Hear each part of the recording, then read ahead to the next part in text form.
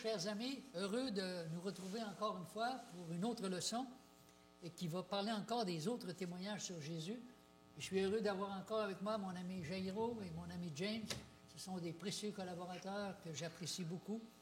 Et vous savez qu'on ne commence jamais à ouvrir la Bible sans tout d'abord prier.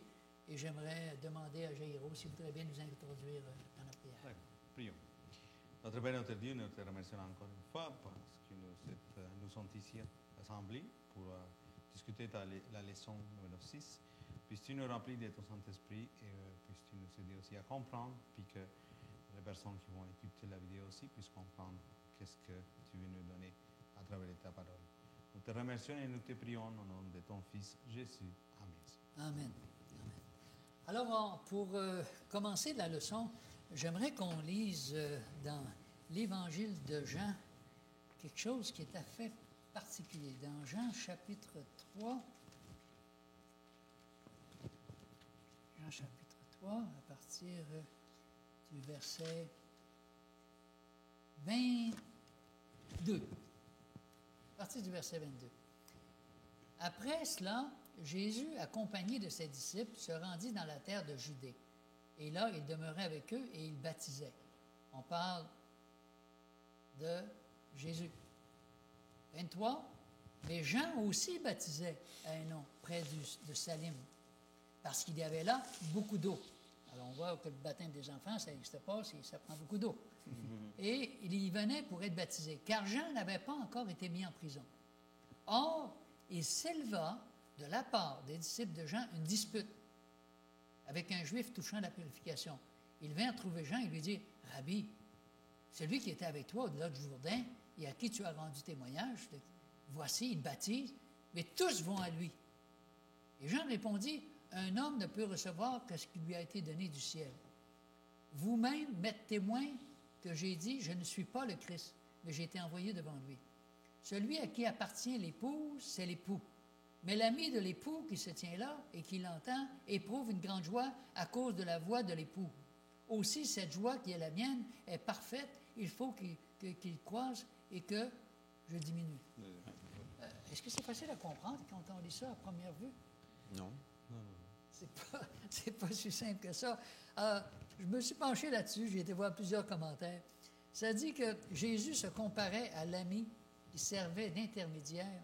Jean, excusez, se comparait à l'ami qui servait d'intermédiaire entre les fiancés pour les amener au mariage. Le best man, Ouais. le groom. C'est ça. Le best La man du mission de l'époux prenait fin quand l'époux accueillait son épouse. Alors Jean avait été celui qui devait amener les âmes à Jésus, et cela le réjouissait de voir tous ces gens venir à Jésus. Mais Jean était venu pour attirer les âmes à Jésus et pas à lui.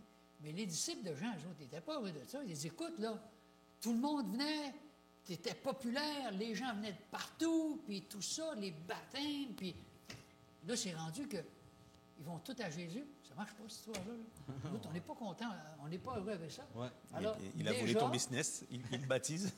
Déjà, en faisant de l'évangélisation, qu'est-ce qu'on retrouve? La jalousie. Ça ressemble à l'être humain. Au lieu de se réjouir, ça montre qu'on peut faire des plus belles actions, qu'on fait des choses qui ne sont vraiment pas correctes. Ouais. Alors, Jean était venu pour attirer les âmes à Jésus et non à lui. Jean n'avait été que la voix qui crie dans le désert. Alors, quand il a vu que ses disciples qui le suivaient étaient jaloux, que les gens n'allaient plus vers lui, mais plutôt vers Jésus, puis ça causait des frictions, qu'est-ce que Jean a fait? Il leur a expliqué sa mission, il leur a expliqué ses sentiments, et il leur a fait voir que lui, il annonçait quelque chose qui était plus grand que lui. Oui. Et lui, il avait compris son rôle. Oui. Alors, qu'est-ce que Jean a fait? Il a dit, maintenant, moi, je me retire. Ouais. Je m'en vais dans le silence. Ma mission est terminée, c'est fini. Moi, je ne cherche pas la popularité puis la gloire. Maintenant, la gloire, elle doit venir à lui. Si tous les gens vont à lui, tant mieux. Amen. Et ça ne faisait pas l'affaire des disciples de Jean, parce que... Non, puis même pour nous aussi, en tant qu'être humain aujourd'hui, on ne veut pas vraiment lâcher l'ordre d'être comme le centre de le spectacle. Puis nous, on veut vraiment rester là. Non, non, non, je veux vraiment... Même si c'est lui qu'il faut qu'il aille après moi, non, non, je veux vraiment... Puis on va essayer tout le temps de ne pas laisser notre place à lui. Oui, on ne veut pas Laisser c'est de notre tour. Ouais. Ouais. Alors ça, c'est en plein dans ce que c'est que tu es en train de dire dans la même ligne. Il faut qu'il croisse et que je diminue. Que je m'efface. Jean est conscient de quelque chose. Jean ne recherchait pas les honneurs terrestres. Ouais. Non. Il ne recherchait pas la popularité. Il ne comptait pas sur le nombre, il ne comptait pas les nombres de baptêmes qu'il avait fait. Ouais. Il ne se glorifiait pas, j'ai fait ceci, j'ai fait cela, je mérite plus que vous autres parce que moi je suis un ancien, puis moi je suis dans l'Église, moi j'ai fait ci, moi j'ai fait ça. Touchez pas à mon ministère parce que ça va mal aller.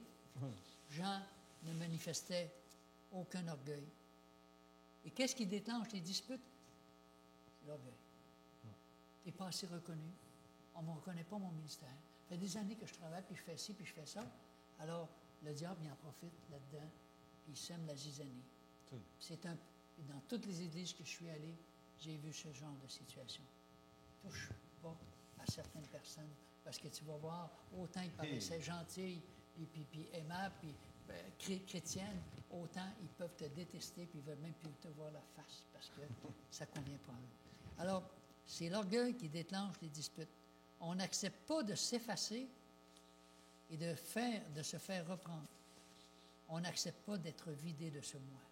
Alors, c'est malheureux, on aurait eu une illustration qui disait, voici le moi qui est là, le moi, et puis là, tu rencontres le Christ, et puis là, le Christ, il va commencer à prendre toute la place, il va grandir de plus en plus, et le moi qui était si gros au début va diminuer, et là, ça, c'est la sanctification sans laquelle personne ne verra le Seigneur. L'élément qui est là, c'est comme du levain que tu mets dans une pâte. Quand le Christ vient en toi, il y a quelque chose d'extraordinaire qui se passe, et Dieu va faire cette transformation-là. Et il faut qu'il croisse, il faut que je diminue, et je crois que chacun d'entre nous, il faut arriver à dire la même chose. On est des serviteurs inutiles, nous dit le Seigneur. C'est juste un privilège de pouvoir le servir. Puis ça, c'est le résumé de notre vie spirituelle. Nous, pour qu'on puisse vraiment devenir des bons chrétiens, il faut que notre moi disparaisse pour qu'il soit lui, soit Dieu qui prend la place. Alors, James, est-ce que tu voudrais nous parler un peu de ce Jean, le baptiseur, et de cette nouvelle compréhension, une nouvelle compréhension du Messie? Je crois que c'était c'est bon. C'est correct. Okay. C'est correct. Regarde, on peut vraiment lire Jean 1, versets 32 à 36. Jean 1, 32, 36. 32, 36, pour en parler. Jean 1, c'est-à-dire? Oui, Jean 1, 32, 36. Alors, Jean rendit ce témoignage, j'ai vu l'Esprit descendre du ciel comme une colombe et s'arrêter sur lui. Je ne le connaissais pas, mais celui qui m'a envoyé baptiser d'eau, celui-là m'a dit, celui sur qui tu verras l'Esprit descendre et s'arrêter, c'est celui qui baptise du Saint-Esprit. Et j'ai vu et j'ai rendu témoignage qu'il est le Fils de Dieu. Le lendemain, Jean était encore là avec 2 de ses disciples, et ayant regardé Jésus qui passait, il dit, voilà l'agneau de Dieu. Amen. Voici. Donc, on vient de tout dire, parce que là, ça dit vraiment que les gens, ils ne connaissaient pas Jésus. Ils ne les connaissaient pas. Mais c'est comment qu'il a passé de ne pas connaître Jésus, de vraiment comprendre que c'était lui, parce que, qu'est-ce qu'il a dit? Il a dit, je ne le connaissais pas du tout, mais Jean rendit ce témoignage, j'ai vu l'Esprit descendre du ciel comme une colombe et s'arrêter sur lui. Je ne les connaissais pas, mais c'est lui qui m'a envoyé baptiser d'eau. Celui-là m'a dit, c'est lui sur qui tu verras l'Esprit descendre et s'arrêter, c'est celui qui baptise du Saint-Esprit. Jean était cousin avec Jésus. Exactement. Mais il ne connaissait pas le ministère. Il ne connaissait pas le ministère. Ouais. Mais, si on voit là, encore les Juifs, ils attendaient, puis ils attendent encore un roi qui va donner quoi? Le pouvoir sur toute la terre. Mais, ce n'était pas le cas. Pourquoi? Parce que Jésus, c'était pour tout le monde, c'était une simple personne, une autre personne parmi la foule. Puis, Jean, il a compris vraiment que c'était Jésus qui devait vraiment, c'est de lui c'est lui qui l'a demandé, qui l'a envoyé de baptiser d'eau, c'est lui qui l'a dit que c'était lui qui devait vraiment prendre ça. Ça prenait un signe, oui. Et ça prenait un signe. Donc, lors du baptême, Jean a vu s'accomplir tout ce qui devait vraiment s'accomplir. Mais le reste des gens, ils n'ont pas cru puisqu'ils voulaient un libérateur puissant, un chef politique, un militaire. Et Jean dessine Jésus comme l'agneau de Dieu, comme on vient de lire. Et puis... Oui, un agneau, c'est pas bien agressif. Exactement, c'est ça. Si c'est vraiment, tu as les bons mots. On voit un agneau, dans ces temps-là, c'était qui un agneau? L'agneau, c'était un animal qui ne se défendait pas. Et surtout, c'était lui qui s'est fait, qu'on le sacrifiait. Alors, l'agneau de Dieu, attends, moi, je cherche un politicien, quelque chose de fort, mais là, tu me dis c'est un agneau de Dieu qui est là, lui, il va se laisser faire. Puis un berger, c'était la profession la plus basse. C'était le travail le plus rebutant. Oui, parce que les Égyptiens ne voulaient même pas le faire à l'époque de Joseph, là, ils ne voulaient pas le faire. Puis mouillé, il sentait tellement mauvais. Ben oui. Alors, ça, c'est la pensée qu'il y avait dans ces temps-là, les gens, par rapport à l'agneau. Et aujourd'hui, c'est la pensée que nous, on a par rapport à ça. C'est quoi ce temps-là? Mais on peut vraiment aller plus loin aussi, où ça dit, pour la journée de mardi, accepter et rejeter. Accepter et rejeter, c'était accepter et rejeter, on parle de qui? On va lire Jean 6, verset 100. Ben, on ne va pas le lire tout au complet, parce que c'est vraiment 51 ou 71, c'est 20 versets. Mais on va la lire tranquillement. C'est-à-dire, lorsque Jésus faisait des miracles, les gens voulaient le couronner roi. Mais lorsque Jésus expliquait la signification spirituelle du miracle, entre autres, qu'est-ce qui s'est passé? Les gens n'y aimaient pas. C'est là. On peut vraiment, par exemple, lire Jean 6, 35. Jean 6, 35, qu'est-ce que ça dit? Je suis le pain de vie, celui qui vient à moi n'aura jamais faim, et celui qui croit en moi n'aura jamais soif. Alors, on en parle que des fois, c'est pas facile de comprendre qu'est-ce que Jésus nous parle, nous dit. Oui. Mais tant qu'il dit « je suis le pain de vie », ça reste théorique. Mais là, dans le verset 51, tu as vu qu'il dit « Je suis le pain vivant qui est descendu du ciel. Si quelqu'un mange de ce pain, il vivra. Et le pain que je donnerai, c'est ma chair. » Donc là, les gens étaient un petit peu estomaqués. Comment ça, il est cannibale, Jésus, tout d'un coup? C'est lui qui boira mon sang. Mais quoi? Ils ne comprenaient pas. Non. Non, puis même ça dit, c'était tellement un sujet de dispute. Au verset 66, ça dit que dès ce moment, plusieurs de ses disciples se retiraient, n'allaient plus avec lui. Ça montre quand il y a quelque chose qui ne fait pas notre affaire, qu'on ça les a choqués, oui. C'est quoi qu'on fait? On s'éloigne. Ouais. Et je pense qu'aucun d'entre nous, on peut être à l'abri de ça. Alors, on voit comment Jésus, devant ses yeux, il voyait qu'il y avait des gens qui commençaient à s'éloigner de lui à cause qu'il a commencé à expliquer, puis les gens n'aimaient pas ça. Il dit non, ça ne marche pas. On essaye d'avoir un roi, un vrai roi qui va venir et puis nous donner le pouvoir, nous libérer. Mais ça ne marchait pas. Et si on lit le verset 27, le 67, Jean 6, verset 67. Et 666, comme un nombre qu'on connaît, un grand nombre de ses disciples l'abandonnèrent à ce moment-là. C'est facile à retenir. Jean 6. Alors, les disciples, qu'est-ce que lui a posé? C'est quelle la question qu'il a posée aux disciples? Est-ce que vous ne voulez pas vous en aller? Il n'a pas essayé de retenir. Non. C'était Dieu pour les disciples. Lui, Parce qu'il était avec lui tout le temps. Et là, ils se font poser la question. Est-ce que vous aussi, vous voulez partir? Wow. Moi, personnellement, je me sentirais mal si on me pose la question. Parce que, Seigneur, mais ça fait longtemps que je suis avec toi. Et parce qu'il voyait qu'il y avait une compréhension humaine par rapport à ce que lui disait. Puis les gens, ils ne pouvaient pas cesser ça. Alors, qu'est-ce qu'a répondu Pierre au verset 68 et 69? À quel nom, Seigneur? Simon Pierre répondit, 68, il dit, Seigneur, à qui irons-nous? Tu as les paroles de la vie éternelle. Et nous avons cru et nous avons connu que tu es le Christ, le Saint de Dieu. Donc, heureusement, Pierre, cette fois-ci-là, il a vraiment bien répondu, parce qu'on sait que des fois, il y avait sa façon de répondre, d'agir. Mais on voit comment, jusqu'à quel point, nous, en tant qu'êtres humains, on essaye tout le temps de mettre une partie...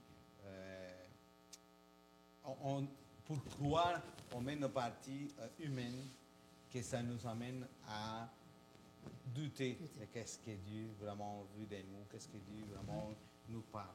Oui, James. Non, mais finis ta pensée. Non, non, allez. C'est bon? Quand ils disent à un moment, comme pour continuer ce qu'on dit, accepter et rejeter, ils ne rentraient pas dans le moule. On l'a dit déjà, plutôt dans la leçon 2, on avait parlé ils ne rentraient pas dans le moule, dans l'image qui se faisait d'un chef militaire, comme tu as dit dans la leçon de lundi. Hein, ils attendaient un chef militaire, quelqu'un de puissant, pas un agneau, inoffensif. Eh bien, on voit que la leçon de mercredi va dire, de jeudi va parler de foule. Ben là, on nous parle de foule aussi. Et on voit que beaucoup se sont éloignés de lui. Et on nous dit, ça a dû attrister Jésus parce que c'est toujours agréable d'être approuvé par la foule. Et on sait qu'il y a un livre dont mon frère me parlait, m'a mentionné, mais c'est un livre très connu, qui a été fait en 1895. Et c'est Gustave Le Bon. Ça s'appelle La psychologie des foules, sur la psychologie sociale. Et ça nous dit, la foule est inconsciente, manipulée. C'est un essai sur la manipulation des foules. L'électorat, comme Trump, il peut manipuler on manipule la foule. Le public, comme les chefs religieux qui ont manipulé pour dire crucifiez-le, crucifiez-le. Et de nos jours, ça peut être les consommateurs ou l'audience à la télé qu'on manipule à travers les publicités, tout ça, parce que c'est du temps d'esprit qu'on prend. Donc, la foule, on nous dit, elle est inconsciente, manipulée, et elle est incapable d'agir de manière réfléchie, il nous dit dans le livre. Donc, ce qu'il a écrit en 1895, on le vit maintenant avec les réseaux sociaux, les influenceurs. Il suffit d'une rumeur et un tas de gens le croient. Et puis, à l'époque de Jésus, c'était vrai aussi, la foule se laissait un petit peu. Donc, il a suffi que quelques-uns partent, et on voit qu'il n'est resté que 12. Ouais. Oui. Puis Pour ce qu'on dit souvent le foule varie, bien folle que s'y fait. Oui. Non, mais là, on voit aussi à la fin, c'est que les disciples, ils ont vraiment compris seulement jusqu'à que Jésus était mort. Lorsque Jésus est mort. Là, ils ont tout compris. Mais avant, ils en doutaient quand même. C'est pour cela que Jésus les posait tout le temps comme des questions, mais crois-tu? Mais ça a été juste la journée que Jésus est mort qu'ils ont tout compris. Puis là, ils se sont mis au travail pour avancer là. Ouais. Vous, est-ce que vous voulez vous en aller aussi? Ça m'a toujours interpellé, la façon dont Jésus a répondu. Je suis sûr qu'il n'y avait pas de colère. Il disait, vous ne comprenez pas, hein? Est-ce que vous me faites confiance?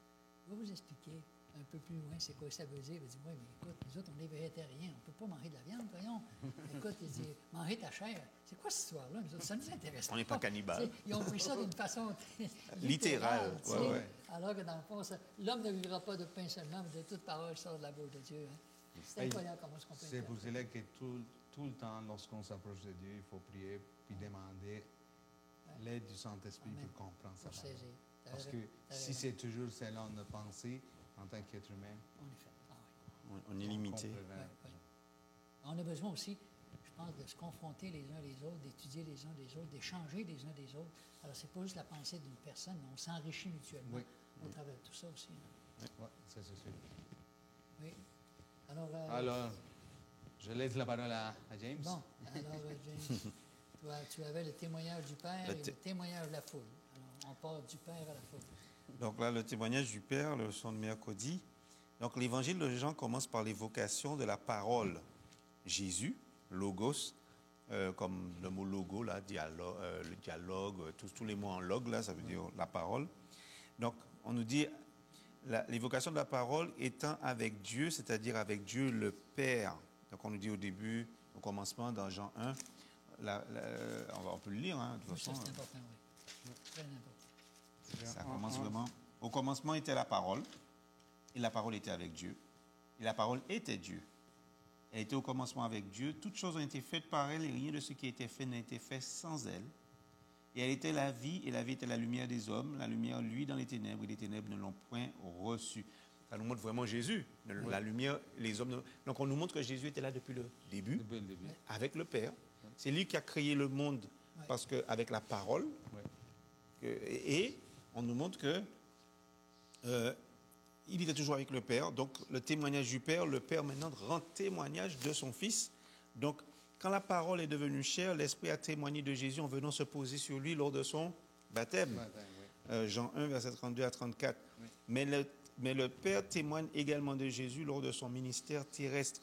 Alors on nous dit, Jésus associe le Père aux œuvres et aux miracles qu'il a accomplis. Il est clair que le Père l'a envoyé et il a également témoigné de lui. Donc si on va dans les différents versets qu'on nous propose, on ne va pas tous les chercher, mais Matthieu 3, verset 17, ils disent à peu près tous la même chose. Matthieu 3, verset 17, une voix se fit entendre. Celui-ci, donc je vous laisse chercher. Matthieu 3, verset 17. Est-ce que tu... Oui, vas-y Jean-Guy. Et voici une voix se fit entendre des cieux ces paroles. Celui-ci est mon fils bien-aimé en qui j'ai mis toute mon affection. Matthieu 17, verset 5.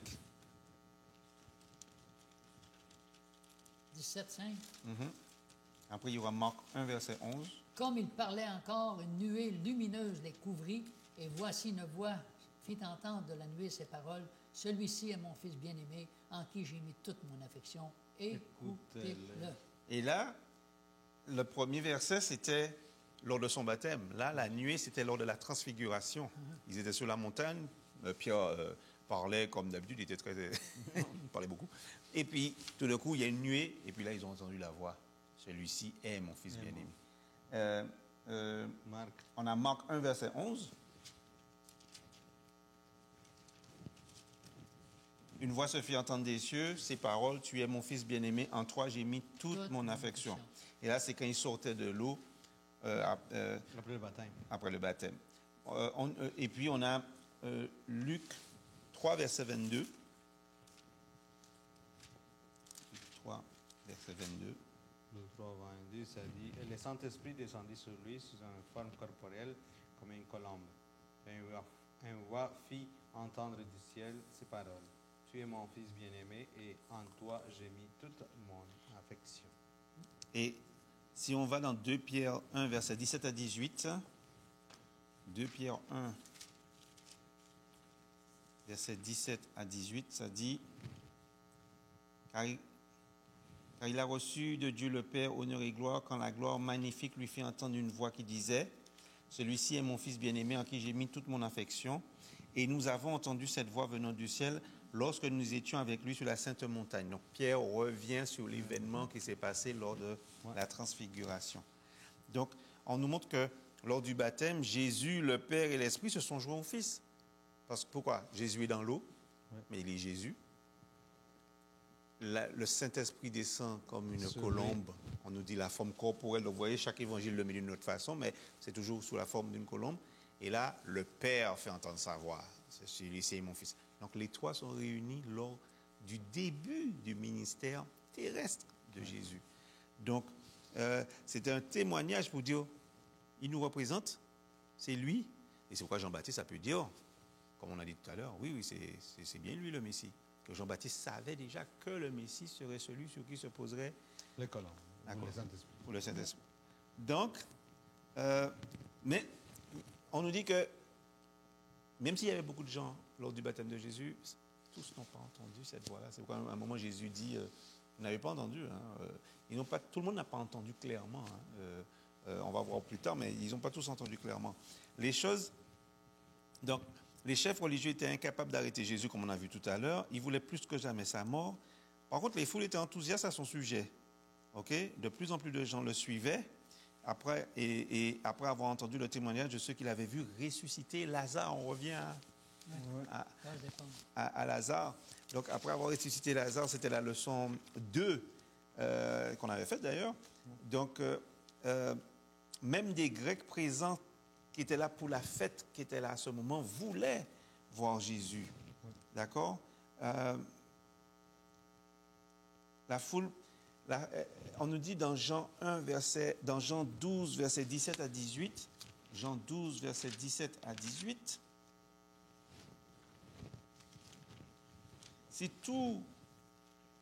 excusez-moi. Jean 12, oui. verset 17 à 18. Vous l'avez? Oui. Vas-y. Tous ceux qui étaient avec Jésus, quand il appela Lazare du sépulcre, il le ressuscita des morts, lui rendaient témoignage, et la foule vint au-devant de lui parce qu'elle avait appris qu'il avait fait ce miracle. Voilà. Donc c'est pour ça qu'on nous dit des Grecs qui étaient là de passage pour les fêtes. Il y a des gens qui sortaient de partout pour les fêtes, voulaient voir, mais c'est qui ce bonhomme qui fait des miracles? À ce stade, Jésus prononce des paroles dans Jean 12, verset 28, donc un petit peu plus bas. Qu'est-ce qu'il dit? Jésus, il dit, « Père, glorifie ton nom. » Donc au moment où il allait ressusciter Lazare, il dit, « Père, glorifie ton nom. » Parce qu'on a dit, les miracles, c'est jamais des... C'est pas un show. C'est pas pour faire des choses extraordinaires. Non, il y a toujours il y a quelque chose que Dieu veut, qu'il soit glorifié là-dedans. Il y a quelque chose derrière. C'est toujours plus profond. Donc il a dit, Père, glorifie ton nom. Et comme tu avais mentionné justement dans la leçon 2, Jean-Guy, il a attendu exprès le 4e jour où le corps se décomposait, parce qu'on sait que jusqu'au 3e jour, on pouvait avoir un doute, peut-être qu'il est dans un état comateux, peut-être qu'il n'est pas complètement mort. Mais là, 4e jour, le corps commençait à se décomposer, et on nous le dit dans le texte qu'il sentait. Là, tu as dit, voyons, on ne fait pas ça, voyons, Voilà. ça pue, Seigneur, on ne peut pas voir cette pierre-là, voyons. Oui, tout le monde va s'en aller. Donc là, Jésus dit, Père, glorifie ton nom, et une voix vint du ciel qui a dit, je l'ai glorifié et je le glorifierai encore. Mais la foule qui était là et qui avait entendu disait que c'était un tonnerre, et d'autres disaient c'est un ange qui lui a parlé. Ouais. Et Jésus a dit, à cause de cette voix, c'est à cause de Jésus a dit, ce n'est pas à cause de moi que cette voix s'est fait entendre, c'est à cause de vous. Donc vous voyez, la foule était là, et même là, ils n'ont pas, bien entendu, ils n'ont pas tout compris, mais le Père répondait, la croix, Jésus a ressuscité Lazare, mais il voulait aussi, il y avait un genre de parallèle avec la croix, et c'est l'heure de gloire de Jésus, la croix, parce que comme on a vu, le baptême, c'était le début de son ministère, et on sait que la croix, c'était plutôt la fin de son ministère terrestre. Ouais. Donc, mais c'était le point culminant de son ministère. Et en mourant pour nous, il a payé le châtiment pour nos péchés. Et on sait aussi que quand il dit il faut que je sois élevé pour que j'attire tous les hommes à moi. Donc, dans le système juridique juif, une preuve n'était acceptée que s'il y avait 2 ou 3 témoins. Ouais. Déjà aussi, ça nous protégeait. Si quelqu'un ne pouvait pas dire, le chef, il est venu religieux me voir, je suis une femme, finalement, il a fait ci, il a fait ça. Il y a un autre témoin qui dit, non, ça ne s'est pas passé comme ça. Donc, il fallait 2 ou 3 témoins. Et en plus du témoignage donc, de Jean qui était un humain, Jésus, donc, par rapport au témoignage du Père, Jésus avait le témoignage de son Père, d'accord, qui était bien plus grand que Jean. Et ce témoignage-là était visible à travers ses œuvres, qui étaient plutôt inhabituelles. Les miracles qu'il a fait, c'était inhabituel, dont la mort dont Lazare qui était ressuscité. Donc, on pouvait contester les mots, mais on ne pouvait pas contester les œuvres divines qui étaient des preuves tangibles que le Père l'avait bien envoyé. D'accord? Et les activités de Jésus, où il sauvait les gens, pouvaient être contestées par les observateurs humains. Mais il est venu du Père lui-même et les activités étaient en pleine harmonie avec ce qu'il avait entendu directement du Père. Donc ça, c'est le commentaire d'Andrews qui dit ça. Il n'avait pas besoin d'intermédiaire comme Abraham et Moïse. Jésus était plus grand qu'eux parce qu'il avait une connaissance de première main, on va dire, une connaissance pleine et prioritaire des mystères de Dieu. Des mystères éternels de Dieu. Donc, il n'avait pas besoin d'intermédiaire humain puisqu'il était Dieu. Oui. Donc, si on passe à la leçon de jeudi, le témoignage de la foule, on voit que Jean a pris note à de nombreuses reprises des déclarations pleines d'audace que Jésus fait sur lui-même et sur son identité, sur sa mission. Parce que, regardez ce qu'il dit, le dernier jour, le grand jour de la fête. Il s'est mis debout, Jésus, et puis il a dit, tout fort, si quelqu'un a soif, qu'il vienne à moi et qu'il boive, celui qui met sa foi en moi, comme dit l'Écriture, des fleuves d'eau vive couleront de son sein. Ce n'est plus le Jésus qui disait dans Marc, tout doucement, ne dites rien. Hein. Là, c'est Jésus qui s'affirme, qui fait des déclarations audacieuses. Les déclarations de Jésus citées sont comme un exemple de ce qu'il affirmait sur son propre compte. Et quand Jésus a parlé aux Juifs qui assistaient à la fête des tentes, quelle a été la réponse d'une grande partie de la foule? Qu'est-ce qu'ils ont dit? eh ben, certains disaient qu'il était le prophète dont Moïse avait prédit la venue, autrefois. D'autres pensaient que Jésus était le Christ. Donc là, il y avait toujours des Il y a gens qui disaient, différentes ça, opinions, c'est- différents voilà. concepts. Mais cette idée soulevait l'argument que le Christ, comme pour les chefs qu'on a vus, Ouais. que l'argument que Jésus ne viendrait pas de Galilée, qu'il devait être de la lignée de David et qu'il était né à Bethléem. Ouais. Or, tout cela était vrai, nous dit la leçon. Si on lit Matthieu, on a toute la généalogie de Jésus, on sait qu'il descend quand même de David. De David, oui. Donc, il semble que là, personne ne le savait. Par l'éloquence de sa parole, les officiers même ont été contrariés, et c'est pour ça que les pharisiens, comme tu as dit tout à l'heure, aujourd'hui, ont dit, mais y a-t-il quelqu'un parmi les chefs et les pharisiens qui ont mis leur foi en lui? Ça va, oui. Parce que non seulement eux, ils n'ont pas arrêté, mais en plus, ils se commencent à se dire, mais si eux, les officiers, les huissiers, comme on dit dans la version française, n'ont rien fait. Et cette question des pharisiens donna l'occasion à Jean de parler une nouvelle fois de Nicodème, qui, après avoir, et qui était un des chefs et un des pharisiens, Oui, oui. et qui avait vu Jésus dans la nuit, qui avait demandé est-ce qu'on peut naître de nouveau. Eh bien là, Nicodème s'est avancé. Il a même cherché à protéger Jésus de leurs machinations. Et il a dit, notre loi, comme tu as dit tout à l'heure, Jean-Guy, condamne-t-elle un homme avant qu'on l'entende et qu'on sache ce qu'il a fait? Nicodème avait fini par accepter Jésus comme Messie. Bien que cette scène ne le prouve pas, entre cet acte et ce qu'il a fait après la mort de Jésus, on sait qu'est-ce qu'il a fait à la mort de Jésus. On voit qu'il a fini par croire pleinement et Oui. qu'il n'avait plus peur du regard des autres parce qu'il a apporté, on nous dit, plusieurs kilos d'aromates, de myrrhe, d'aloès, je crois, pour pouvoir embaumer le corps de Jésus. Et il y avait des témoins qui l'ont vu, qui auraient pu aller rapporter ça au grand chef. Mais c'est comme si Nicodème, là, Il y avait était tellement déjà- convaincu que c'était plus grave.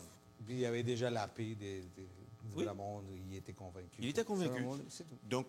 Donc, la réponse à leur question était donc oui, en effet, le des pharisiens a cru après tout. Mais cette foule qui ne connaît pas la loi, vous voyez ce qu'ils ont dit dans Jean 7, verset 49? Jean 7, verset 49. Qu'est-ce qu'ils disent? Quelqu'un l'a trouvé? Ben, cette foule qui ne connaît pas la loi, ce sont des maudits. Ce sont des maudits. Vous vous rendez compte? But this crowd, j'essaie de voir si en anglais c'était mieux, mais c'est la même chose. A curse. Ben, vous voyez donc, il y a un tel mépris pour la foule.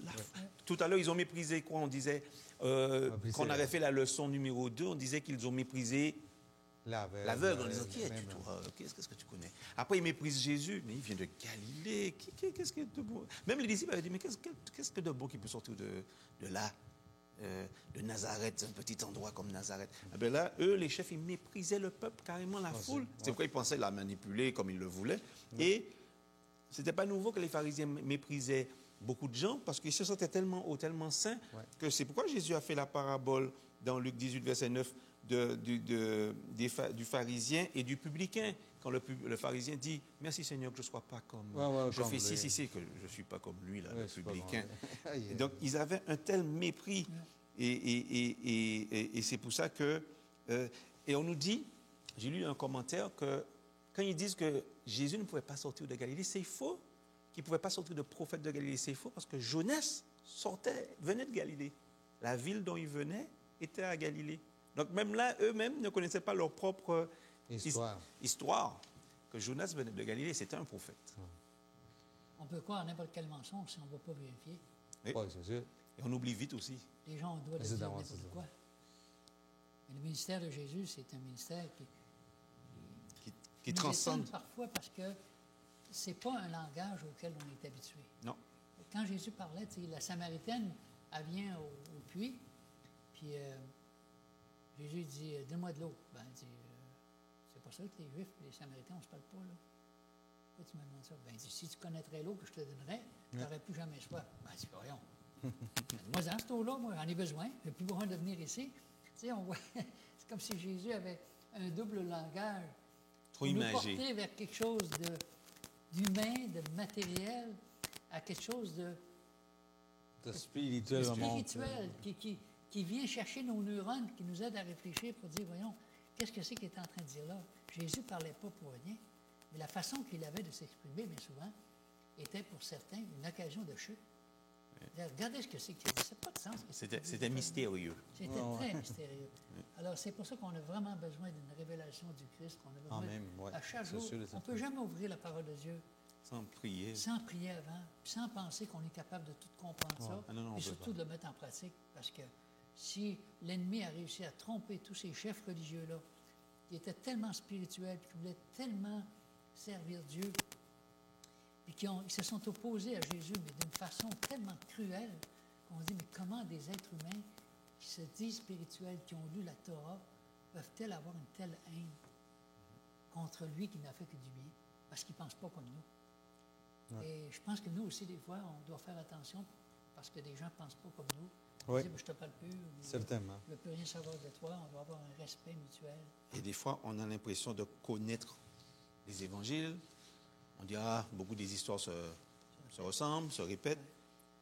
Mais ce n'est pas pour rien qu'on a les leçons. On est parti de Amen. Marc, on est dans Jean. Ouais. Il y a plein de choses qu'on découvre. Moi, je découvre des choses, j'ai l'impression de ne... Je me suis dit, tiens, je ne connaissais rien là-dedans parce que en étudiant plus profondément avec une loupe et avec les commentaires qui sont faits et en allant chercher d'autres commentaires, comme tu dis, en allant chercher des explications, Plus on d'éléments. réalise qu'il y a un enseignement et c'est pour ça qu'il y a 4 évangiles qui ont été acceptés dans le canon parce que c'est vraiment 4 perspectives Différent. c'est ça. différentes, Ouais, mais qui c'est- nous aident à comprendre. Et même là, on ne comprend peut-être toujours pas ce qu'il faudrait comprendre. C'est comme tu viens de dire aussi, c'est que c'est des 4 témoins. Oui. 4 témoins par rapport à la même chose. Ouais. Ok, là, on peut vraiment dire que c'est vrai. Oui, ils étaient témoins vivants, les Ouais, 4. c'est Quand ça. on pense à la croix c'était une honte pour les gens. Tu étais maudit de Dieu, c'était définitif. C'est pour ça, quand on regarde, quand Jésus est mort sur la croix, il y a eu un party satanique. Oh. Le vendredi soir, le samedi, toute la journée, samedi soir, le party, le dimanche matin, le party s'est arrêté. Avec la gueule de bois. C'était fini. Parce que, alors, puis la croix, c'était une honte. Jamais personne n'aurait porté une croix dans son cou. Aujourd'hui, tu vois des gens qui portent ça partout. Tu vois Ouais. sur le haut des édifices. C'est Même comme des si- artistes du Ouais. monde. Là, partout, ouais, tu sais. ouais. On est passé de quelque chose de honteux à quelque chose aujourd'hui où les gens, la croix, c'est comme si tu viens d'avoir le ciel, tu as la croix avec toi. Et il y a des choses qui me font réfléchir, puis je pense que l'ennemi profite de ça bien souvent pour nous faire bifurquer. Pour banaliser le symbole aussi. Exactement. Ouais, c'est ça. Ça a banalisé, tu prends la croix, et puis tellement vrai Ouais, que c'est maintenant ça. la croix, Ouais. on sait qu'il y a la croix un peu égyptienne avec le rond, la croix de la vie, qui est quelque chose de complètement païen, Ouais, qui n'a c'est- rien à voir. Mais beaucoup de gens pensent que c'est un bon mélange entre chrétiens Oui, et puis tiens, mais- des racines égyptiennes. Mêle toutes les Mais non, affaires. ils vraiment, mêlent- pour voilà, dire, ça mêle les gens. Quand tu vois deux boxeurs extrêmes puis qui disent Seigneur, aide-moi à le planter. Ouais, c'est- Est-ce que Dieu peut faire, est-ce que Dieu peut faire quelque chose comme ça? On ambitionne sur la croix. Oui, c'est tout le temps. C'est de même. incroyable. C'est une vraie- Nous, on parle chez nous avec les soccer, les deux équipes, ils vont prier avant les matchs pour demander à Dieu de les C'est aider ça. à gagner. Mais Dieu ne peut pas. Qui Dieu va bénir. Ça ne fait pas de sens. Mais on voit encore une fois que ça dit Dieu, personne ne peut voir Dieu et vivre. Alors Dieu a caché sa divinité sous un manteau d'humanité. Ah oui, Et ça devrait nous confondre. C'est bien dit, ça. C'est-à-dire, Jésus ne voulait pas nous éblouir à un point tel qu'on serait écrasé par la gloire de Dieu, mais Dieu voulait qu'on apprenne à connaître un Dieu plein d'amour, qui nous montrait comment vivre, comment nous préparer pour le ciel, où il n'y aura plus de toutes ces querelles, ces chicanes, cet égoïsme, ces guerres, tout ce que c'est qu'on vit, où Dieu dit, je vous ai réservé le ciel pour que vous puissiez être heureux pour l'éternité, Amen. non pas vivre qu'est-ce qu'on vit. Alors merci les amis, encore une fois on est rendu à la fin de cette leçon. Je vous remercie beaucoup pour votre participation, merci pour vos recherches, merci pour vos réflexions. Alors on va terminer avec une dernière prière. James, si tu veux bien nous conduire. D'accord. Sur la tête.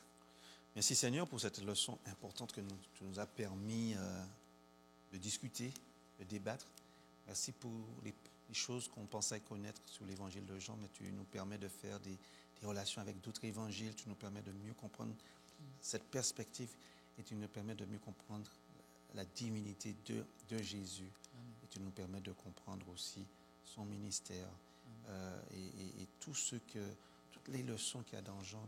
Aide-nous à les comprendre pour aussi pouvoir faire face à d'autres qui sont incrédules par rapport à ce qui s'est passé à l'époque de Jésus et sur sa venue et pouvoir les présenter Donc, aide-nous à continuer à apprendre, Seigneur, car ce sont quand même des mystères aussi. Et sois avec nous, sois avec les auditeurs qui nous regardent et qui nous écoutent.